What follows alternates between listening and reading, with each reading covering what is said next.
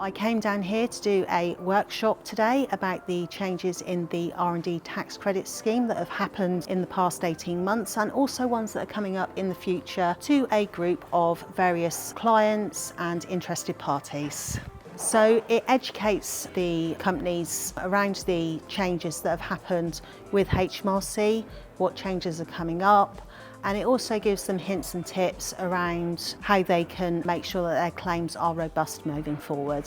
Today's workshop was really useful because HMRC have made a lot of changes to the R&D tax credit. It was a very smooth and easy process, but now with all the regulatory changes, there's a lot more detail as they go through it, there's a lot more consideration. So it's been really useful today to get a better understanding of what we should and shouldn't be claiming for and some of the risks associated to making a claim which is wrong as well.